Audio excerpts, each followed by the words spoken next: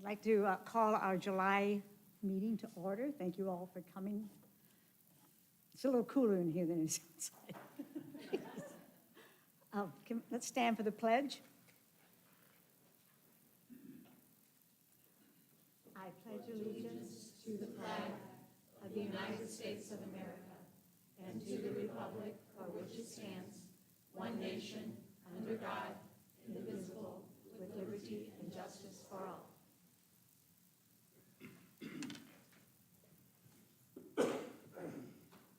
We're ready for item 3.03, our superintendent's report. Thank you, Dr. Towers. Welcome to tonight's Board of Education meeting. We are so glad you are either here in person or watching on live stream this evening in July. So speaking of July, we are in that month. That means we are right in the middle of summer and we're hard at work getting ready for next year. We just completed our annual 2-day admin meeting retreat. A lot of new faces on our admin team, and there was great energy that came from having new people and our existing staff come together. It was just an awesome 2 days. We also had a day of youth mental training as well, so that was very important to our administration. Major building renovation projects at Monroe and Success Campus are making good progress. Extended school year went well, and we are in our last couple sessions, our last session, the last couple weeks of summer school as well. Summer is always a productive time here in the SCSD. Speaking of productivity, many of our activities, programs, clubs, sport teams have had summer camps, events this summer. It's great to see our students stay active and involved over the summer months. One highlight, our St. Charles West Band traveled to Washington, D.C., was part of a July 4th national parade and festivities there, so it was really neat to see those pictures on Twitter. As we prepare for the upcoming school year, we are doing so with full intentions to continue fully with regular school protocols. We will always keep a close eye on COVID community level status, meaning high, medium, and low in St. Charles County, but look forward to having our staff and students continue in a mask optional setting. With that said, I want to remind everyone that each individual has the option of wearing a mask when they feel they need to. All SCSD buildings are optional masking. As things progress, I want to reiterate that everything we do centers around the safety and continuity of our learning environment for our students and staff. Again, I want to also thank our Board of Education for all they do to keep us going in the right direction. And I know this year, if you haven't figured out on Twitter yet, our new theme is #BeGreat or #SCSD Great. And I know great things are going to happen this year in the SCSD. Tonight is our first official board meeting for 2 of our new central office team members. Our first member is Mr. Jeremy Shields, our new Assistant Superintendent of Operations. You can give him a hand and welcome. And Dr. Earl Draper is our new Assistant Superintendent of Curriculum and Instruction. Welcome to you as well, sir. Welcome to the leadership team. We're glad you're here. We have worked hard to prepare for this meeting tonight. We will have important items to discuss, our curriculum guide adoptions for 22-23, and obviously we'll have a financial report at the end. As you can see, usually July is kind of a quick meeting, which is a good thing. Good news, with the strong effort from President Donna Towers, we were able to successfully get the governor to veto Senate Bill 724. You can clap for that. All St. Charles County school districts did their part to defeat the bill that Senator Igo had an amendment to that would greatly affect our bond issues and our projects here in the St. Charles County, so we're excited about that. And again, just a reminder, as summer break continues, we hope everybody's having a restful and getting a little rejuvenation time in before school starts. And before you know it, August will be here and school will be here. So let's continue to have a great summer and get ready for a great year. Thank you. Great. Great. Great. We're going to have to get Tony the tech. Great. I got it. Okay, item 3.04 is board communication, and our secretary is excused this evening, but I don't think any of us got any communications. Am I correct? Correct. Item 3.05 is our audience comments, and Heidi, if you could read that section. All regular and special meetings of the board shall be open to the public. Since the board desires to be a good listener and be responsive to the community, persons desiring to address the board may do so during the time so allotted on the agenda and according to established procedures. During the audience portion of each board meeting, patrons are invited by the presidents to speak for or against any proposal on the tentative agenda or on any other school concern. The individual is asked to identify him or herself, limit comments to a few minutes, and avoid discussing personalities. The president reserves the right to limit the number of presentations and/or length of comments. At the discretion of the president, patrons may be recognized at other times during the board meeting. The board is very interested in audience comments. According to board policy, members cannot respond during the actual meeting. The board will listen to and research all audience comments. If necessary, additional follow-up will occur through district administrators. Thank you. We do have several audience people who've submitted some cards. Lauren Mertz.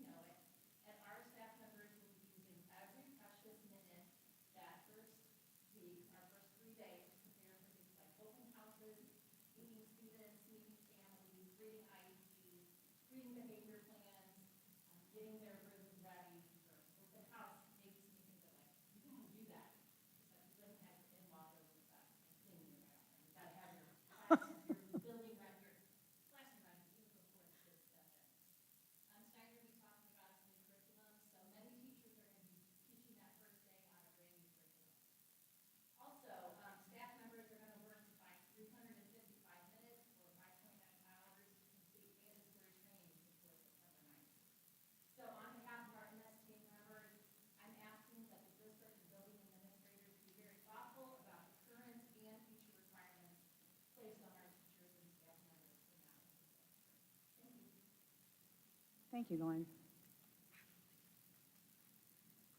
Brandon Kearns.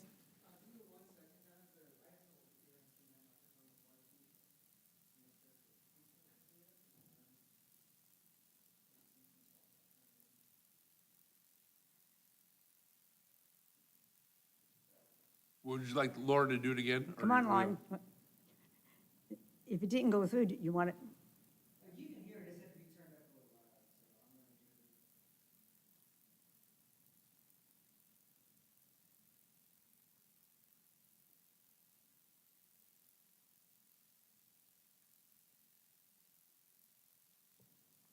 Testing, 1, 2, 1, 2, testing. Well, you can hear it in here. I want to make sure you can hear it in the live feed. So give me 30 seconds to go check the live feed to make sure it's clear. Sure.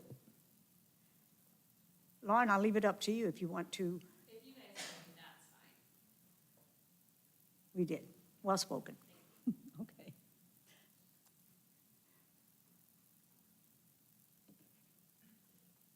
Okay. Brendan, we'll give you a shot at the mic. Yep.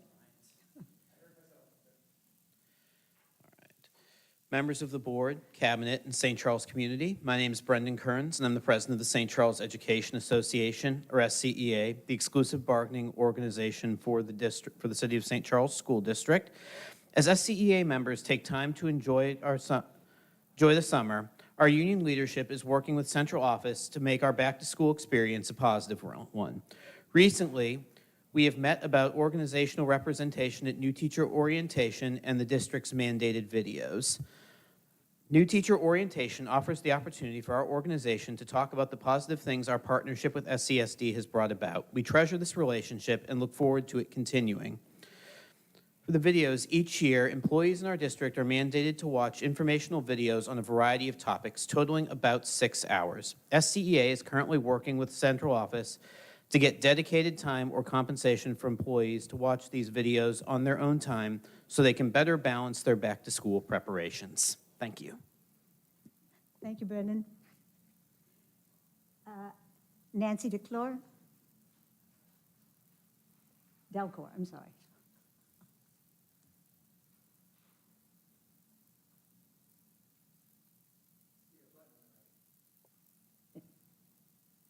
Hi, I'm Nancy Delcor. I am taxpayer in the school district, and I have two kids that graduated from St. Charles West. I was grateful to hear that the administration is going forward with masks optional for the next school year. I did hear a rumor that masks were going to be required, or that the NEA was promoting that they were going to say that it would be required.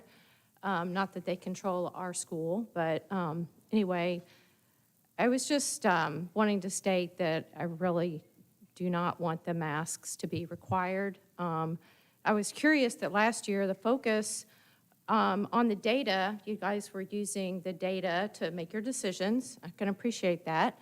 But it seemed like the data was the number of cases, but there was little to no consideration given to the fact that the kids, or that the risk of coming down with a serious case of COVID is very, very low for the children, practically zero. And so I just would like to request that if there's any thought in the future to bringing back a mask mandate, I would ask that a parent advisory committee be formed. And I also would ask that the board would consider other data, like the devastating effects that the masks have on the children of all ages.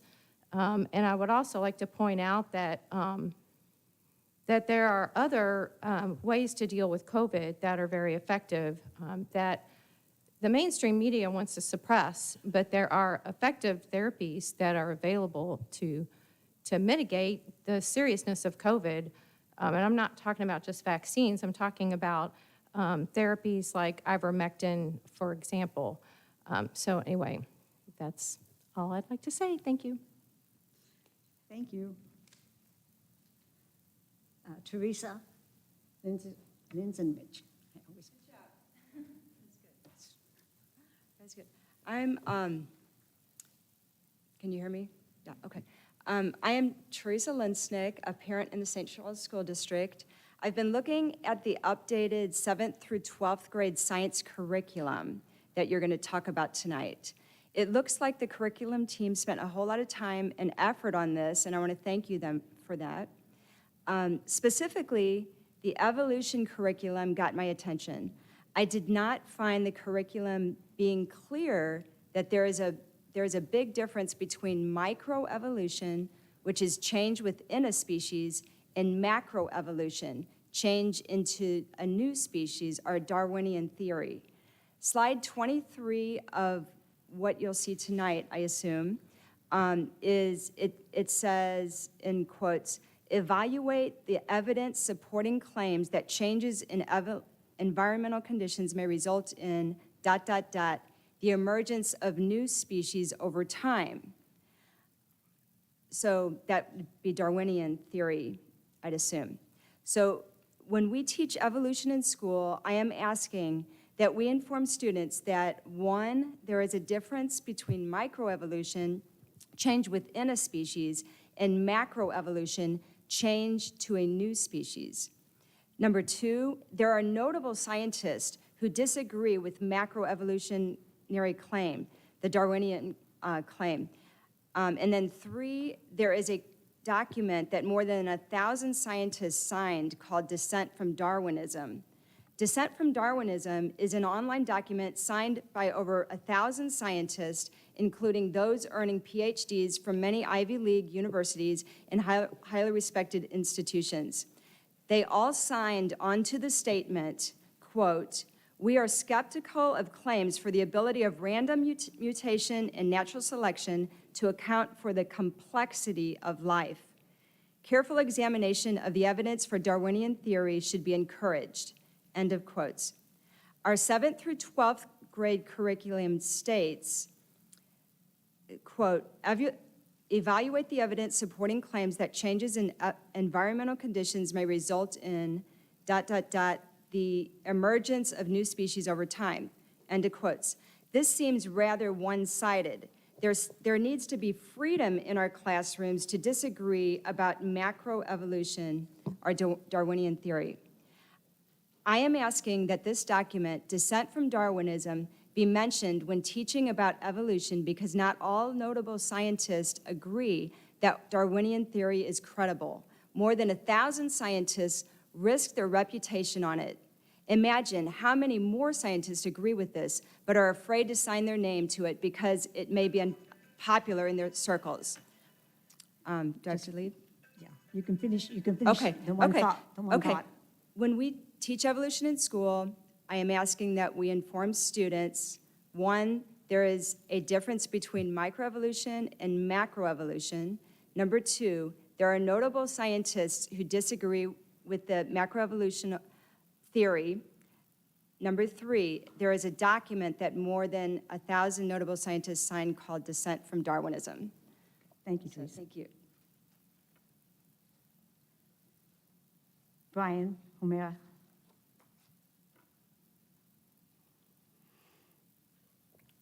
A little bit. All right, thank you. Thank you for having me tonight. It's amazing how the Lord just changes what you're going to say when you come up here.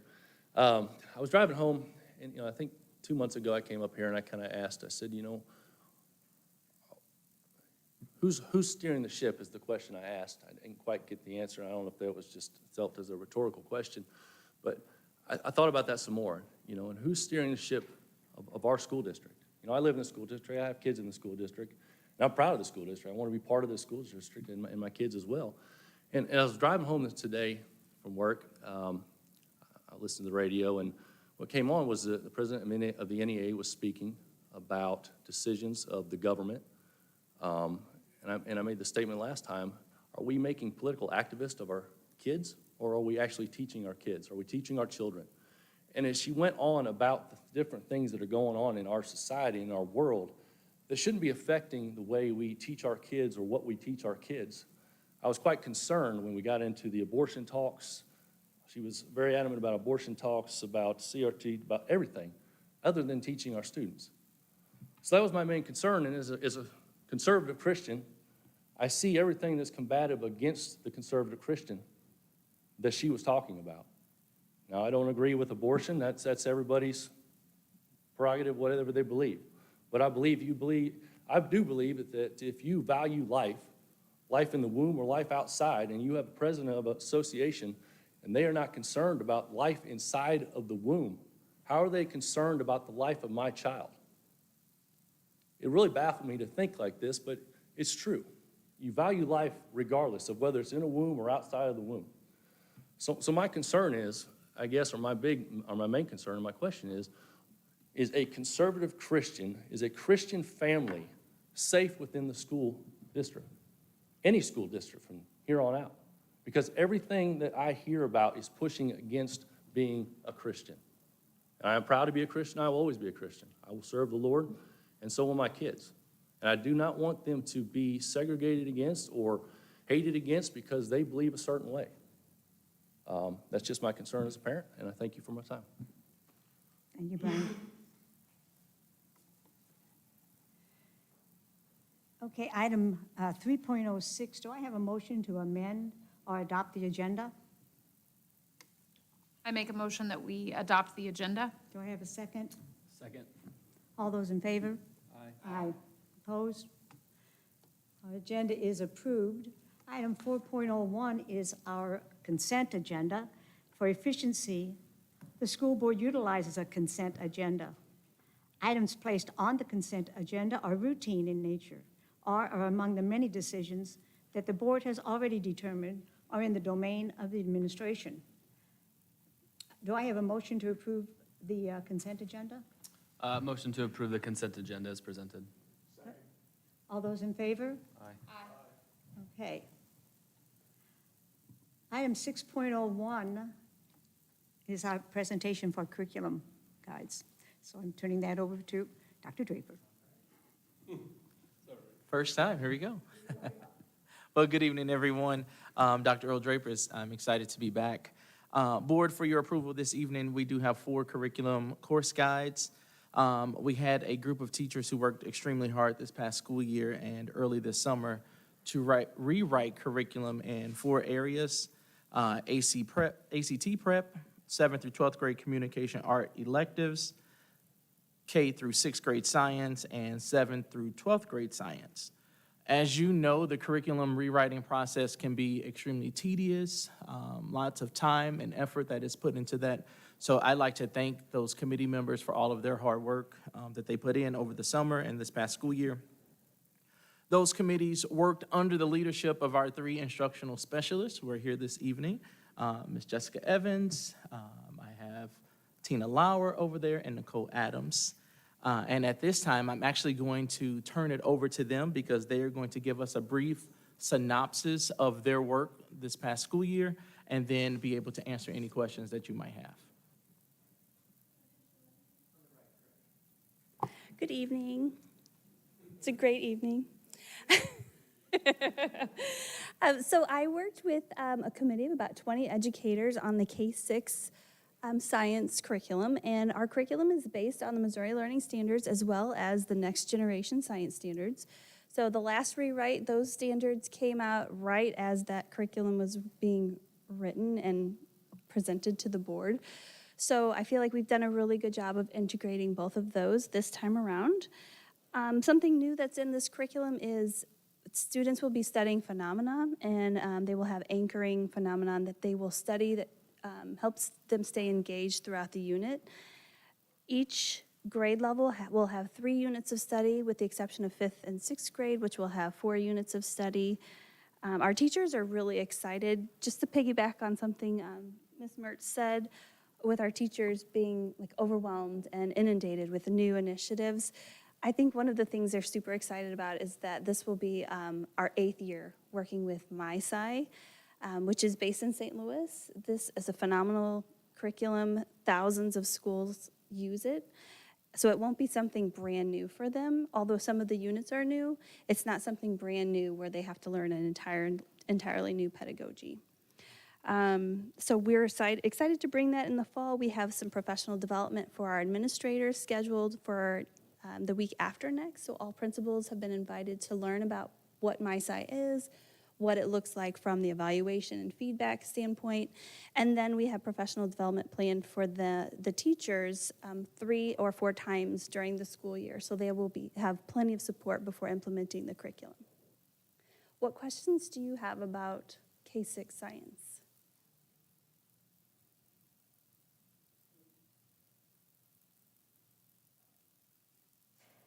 I don't have any questions specifically on K-6 science. I think it's kind of broader, so sorry, you're the first one up. But when we talk about the framework with the Missouri Learning Standards and like the NGSS, right? Yes. Is that the right act? Yes. I read it and I remembered it. Are we using that as like a true framework of stuff? Or are we kind of just going along with what's in there as what the standards should be and adopting that for what's, teaching, classes and lessons and keeping it to the point of what we should have? Yeah, actually, it's Jessica and I work hand in hand, making sure that everything is vertically aligned K-12 and completely aligned to the Missouri Learning Standards. So we are teaching our students the standards that they need in the state of Missouri that will be on the test that they will take in the spring. That's fully aligned. The really great thing about MySci is it's St. Louis based. So the standards for which they write those units are Missouri Learning Standards. So it makes it really nice that it's already aligned for us. So I don't know if that answered your question, but it is definitely rooted in our standards in Missouri. Okay, thank you. Thank you for your question. Anything else before I pass it on to Jessica? Okay. You're welcome.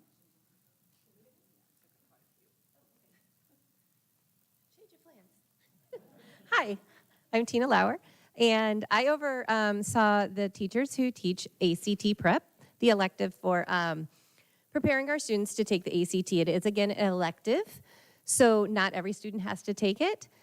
We did align it to the Missouri Learning Standards, and we also looked at the ACT standards and also aligned, where possible, to both, because we wanted to make sure we were pulling in those Missouri Learning Standards, but also because it's an ACT prep course, we needed to be able to look at what is actually on the test and make sure that we're teaching the components of the ACT exam. And in the past, we have been using a local company, and we have been testing our 10th graders with something called the Practice ACT, which was actually an old ACT that was released. And they would take the test, and then we sent it to the company and on Scantrons, and they would give us, you know, what their composite score was and what each of their subject area scores was. But then we really didn't get to dig into that data. So we've discussed it, and both high schools are now, we're all going to switch to actually using ACT programming. So the resource that you approved previously for this course is to actually use the online ACT prep portal, which will get all of the students in there, and the teachers will have their own portal to watch their progress, be able to intervene in any areas that are necessary so that they can really see how they would do on an actual ACT, because all of those will be aligned directly to the ACT coursework. And as the ACT changes, so will the portal. So they will be aligned, which is another reason we got an online resource instead of like a book that we have to use for 7 years, because we know that it will always be aligned to the current ACT. And we're also going to start doing the pre-ACT with 10th grade, which is actually from the ACT company. It will give us all into our same ACT portal so that we can actually see what their scores are. And they dig a lot deeper and show us even the domains, not just the subject area scores, but how they'll be doing on each domain. We can also kind of, you know, suggest after we will send out a letter to the parents with their score and suggest, hey, you know, you may want to take this course, try to, increase our enrollment in those courses, because, you know, we can see that you would maybe benefit to increasing your score by taking this course. So that we're kind of trying to align more by using the pre-ACT, the ACT online prep, and then rewriting the curriculum based on those standards. Any questions about the ACT prep elective? Sorry, I'll ask one again. So how often are we gonna have to renew like the online thing? Is there just like a yearly thing that we'll go through and approve? So it was approved for a 7-year thing, so we'll be using it for the full curriculum cycle for 7 years, yes. It will be a yearly purchase though, because it was, they don't give 7-year things, so. Got it. But yes, it will be a yearly purchase, and so will the Yearly subscription fee. Yeah, the pre-ACT will also be a yearly fee. They charge us depending on how many students actually took it, so it's not like a subscription for that. Okay, I'm curious, I think more than anything, which obviously isn't actually a question to answer today, but going from what we had before to what we have now and what we're gonna be doing for the next 7 years, I think it'd be very interesting to do a comparison of how much our school districts and our students are improving and taking the tests with switching to a more modern resource. Yes, my data wheels are rolling, so I'm right yes. there with you. And I assume that a couple months ago, we went through lots of data on performance on stuff, and I think that'll be an interesting comparison to have, so. Yes. Not as much a question, more of a statement, but. Okay, thank you. Yeah. Anything else? All right, thank you.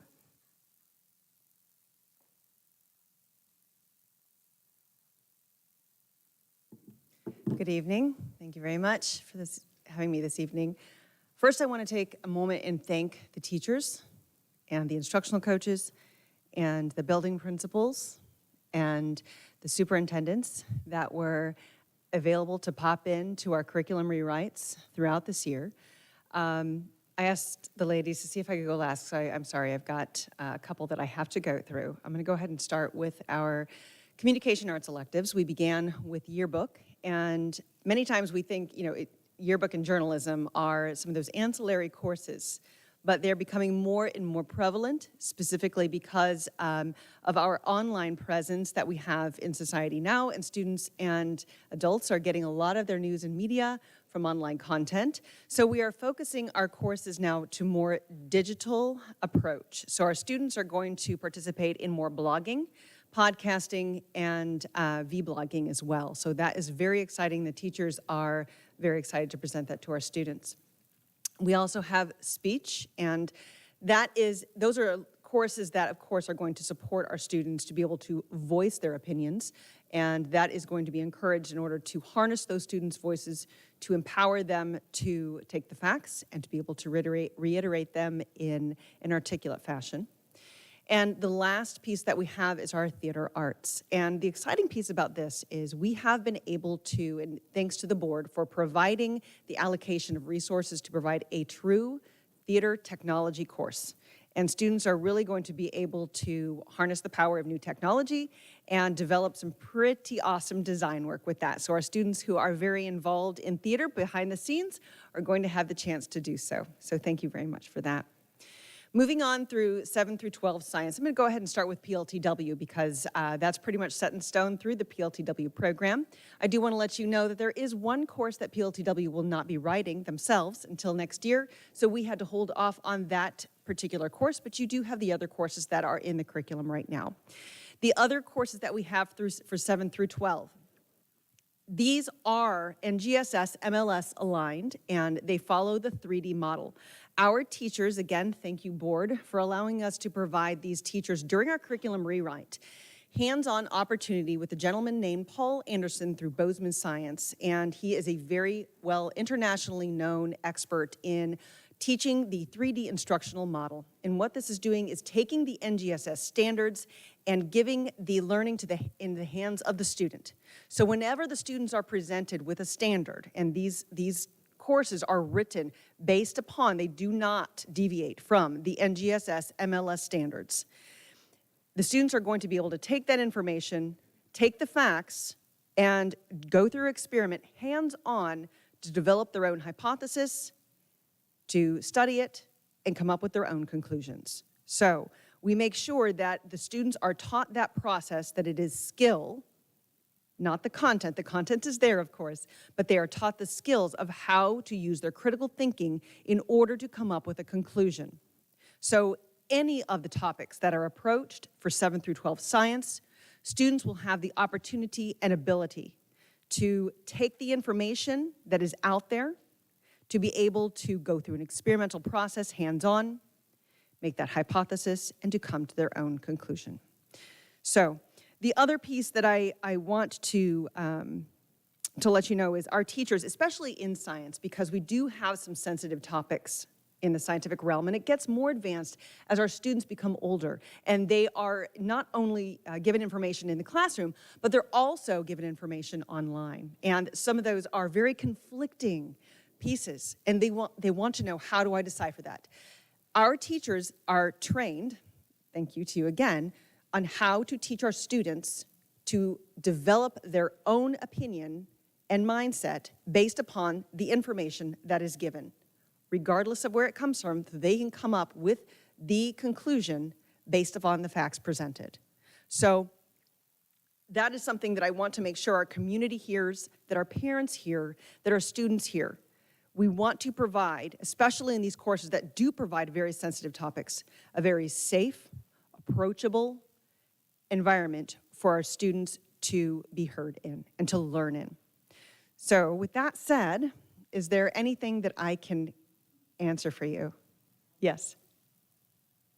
This isn't so much a question, it's just, I'm loving your report because I've been around long enough now that I can see, and I'm happy that our students in this district, our approach is more, they are investigating and finding evidence to support and more problem solving rather than the old, I'm teaching the textbook and now you take the test and then, this is true thinking, yes. Getting all of the information that they can gather. I won't go through, you said it beautifully, and that's how science and any of our courses should be taught.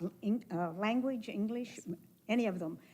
Our students need to be thinkers, yes. Not just memorizers. So Thank you. I appreciate that. And actually, to add on to your point, I do want to let you know as well, today, we just came out of a training with a lot of our admin and teachers, and actually, other members from other districts came in too, because we were able to bring that to St. Charles School District, which was awesome. We brought in Dr. Hess. She is the author of Controversy in the Classroom, How to Teach and Be Able to Have Very effective conversations in the classroom and allow the students to take the floor, allow the students to have the conversation, but as the teacher to be the mediator and the facilitator, and go back to the truth of education, which is to nurture that learning in our students, like you said, to become critical thinkers. And that is exactly what we brought today, and we're very thankful for that, and our teachers really gleaned that today as well. Are there any other questions? That was an important PD today. That was very important, PD, today, and thank you again. No question for me. I think I was gonna. I'm just saying. I asked all the other ones. I'm Mr. just Hugh, gonna you have reiterate to the answer same a question. thing. Well, I'm gonna do the same thing. You answered my question with the last piece you had after you went through all of the content and talked about how we're facilitating, letting people come up with their own opinions, driving to that stuff. That was gonna be my follow-up for understand the framework lines up now line for line with what the standards are. Yes. What we're doing with that to not just preach the, here's ABC, go do ABC. It's how do you get there? So not a question, again, statement kind of along the lines of that. So thanks for that last bit. And Thank you. for I don't have to ask a question. Okay, thank you very much. I appreciate it. Is there anything else? Guess not. Thank you, Jessica. Thank you, ladies and gentlemen. I appreciate it. Thank all of you. That curriculum reviews and curriculum writing is just an overwhelming task. I think we say this, or at least I try to say this every time these three ladies come up here, and I'm sure Dr. Draper can say this in the 10 days he's been, you've been with us longer than that, but these three work, it's unbelievable the amount of hours they put in and the amount of work that they do with across the curriculum, all three of them, it just, that's the engine that drives our curriculum. So, thank you, ladies. And Yes, again, I concur with what you're saying.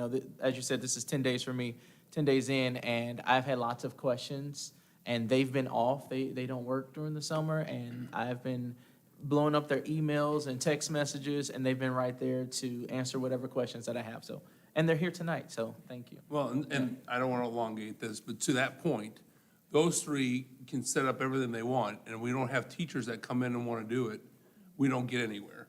And I don't know if I'm just a little bit more sensitive this year or what, or I'm just a little bit more observant. But I've never seen a year like this. I mean, I know we always do things in the summertime, but it seems like day one of summer, we've had this room filled almost like every day, it seems like, with teachers doing all kinds of curriculum and PD. It's amazing what they're doing. It really is. So, it is much appreciated, and I think part of the reward is an intrinsic kind of, we see the difference over the years since you three have been involved. I've seen such a difference in our growth and focus, and these curriculum guides, I'm just loving that we are more and more, yes, we follow all of the guidelines and we get in all the correct standards, but it doesn't mean it's an indoctrination of we can only teach one way. It's just that guidelines, and now we're getting our students. We have an amazing district. Thank you. On item 6.01, do I have a motion to approve the curriculum guides as presented? I move to adopt the 2022 to 2023 curriculum guides as presented. All those in favor? Aye. Opposed? That passes. Item 7.01. All right, here we go, Jeremy.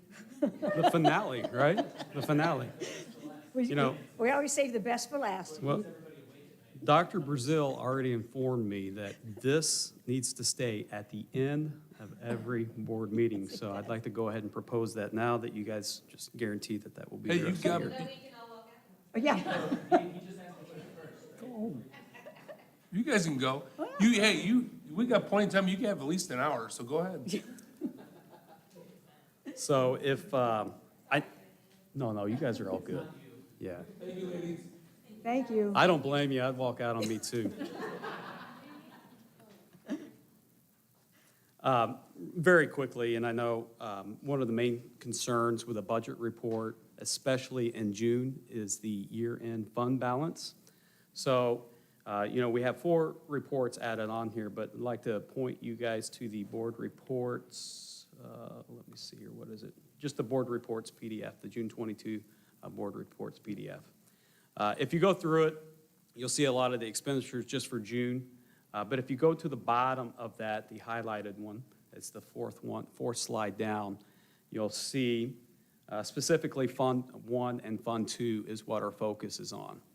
And the total revenue line of Fund 1 and Fund 2, in addition to the total expenditures for each one. What you'll want to see is under Fund 1, we have a positive of $21,790,350. And then Fund 2 is in the negative, which is okay because those two funds are interchangeable.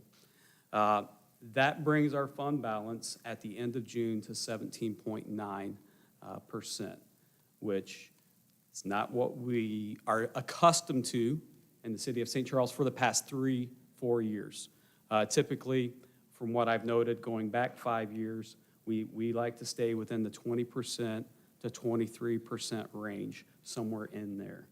We definitely do not want to be over 25% because then we're not giving our people and our students the best spending for that given year that we can possibly do. 17.9 does not put us at risk. It certainly does not put us at any risk at all, but it is something for us to pay attention to moving forward into this next school year. So there's a number of factors that we could go through. I think everyone's pocketbook is changing month to month, and it has for the last year at the very least. So we have to make some adjustments within that. And I think when Dr. Brazil presented the ASBR last month, he discussed some of those changes. With that being said, still giving the teacher salaries. So that's where we landed in June, 17.9%. So I wanted to highlight that for you. Also, if you look at the MOSIP account, there's just a balance in there. And just to inform you of that, that all gets spent on the 2021 bond issue money, which is currently happening. We're spending it, and we will continue to spend that probably up until the beginning of 2024 on our bond projects, which are constantly shifting and being reshaped to accommodate the inflationary practices and the supply chain shortages and the reduced workers that is currently being experienced in all sectors of the working environment. So just to give you a little bit of a background on what I've experienced so far on those bond projects, specifically St. Charles High School. They ordered HVAC units back in November, so plenty of time, you would think, to get those units in with a July 1st setup date. That got pushed back to July 22nd. No big deal. Contractor's going to get it done. Now that's probably about a month later than July 22nd. That's best case. All is well at St. Charles High. We still have the current units operational. They have made an agreement to come back and set those up in December during winter break because there cannot be anyone in the building when the crane is operational. So just to pre-warn you though, if a snowstorm were to happen on winter break, that certainly is not going to allow a crane to operate in a safe manner. So we understand that. Contractors understand that. They will be taking that hit. The school district will not. And but we certainly are concerned about that and will certainly respond accordingly.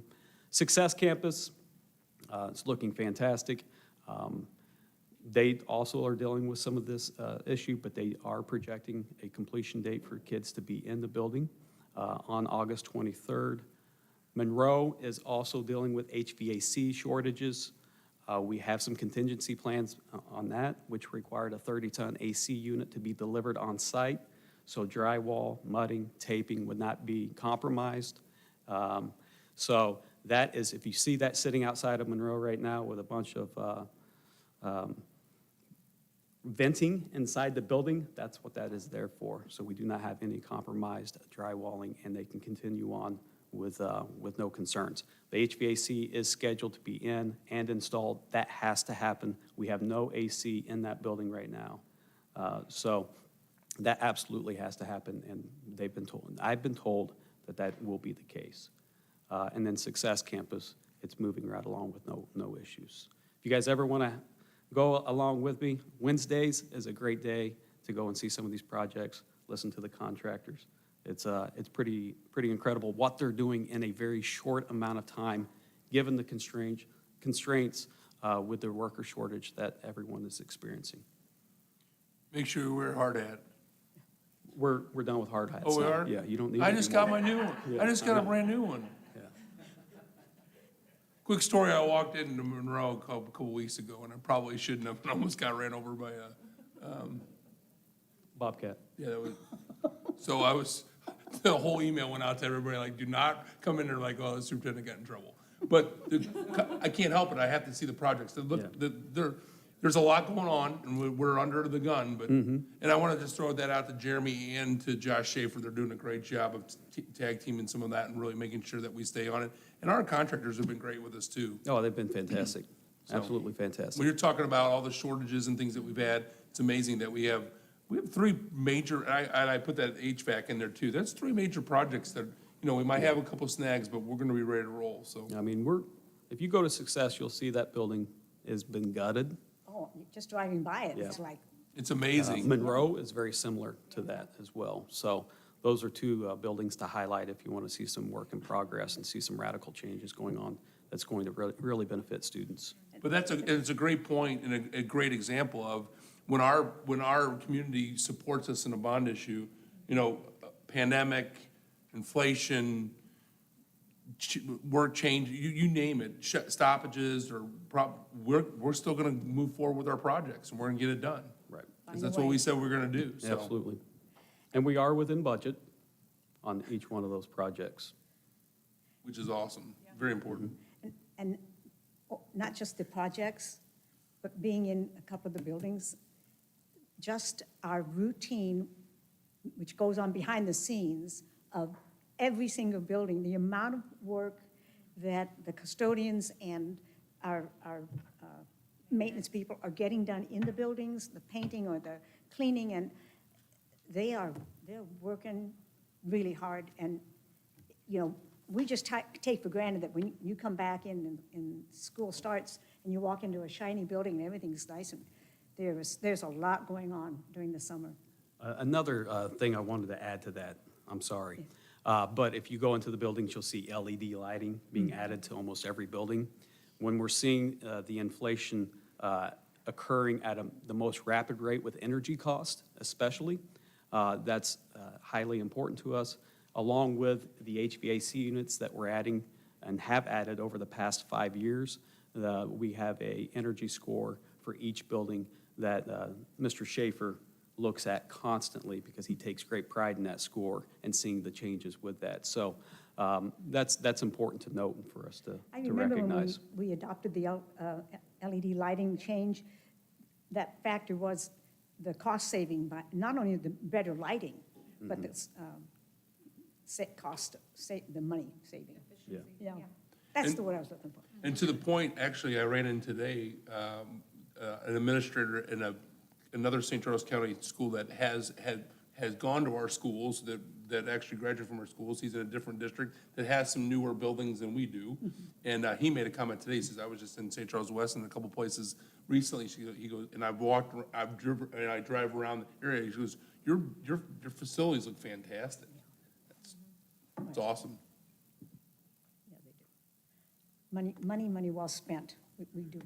I mean, I know that 17, our ending balance is And s- lower than it usually is, but I think we're still in good Yeah, and hands. as Dr. Brazil had presented last month, we do have some lagging revenue from the federal government with regards to ESSER and how we spent that on learning loss teachers, in addition to food supply. So now that's not going to get us to the 20% mark in my estimation. We'll probably be hovering around 18.1 when that comes in. That's the best guess I can give. So we do have some lagging revenue from the federal government. which is normal. That's normal. Lagging and federal government kind of goes hand in hand. Do I have any other questions or discussion for finance report? If not, do I have a motion to approve? I recommend the board approve the budget adjustments as presented. Second. All those in favor? Aye. Opposed? I can't believe we're saying this and it's only. Don't say it. Do I have a motion? Do I have a motion to adjourn? Do Move to adjourn the meeting. I have a second? I second. All those in favor? Aye. All those opposed? We are adjourned. Thank you all.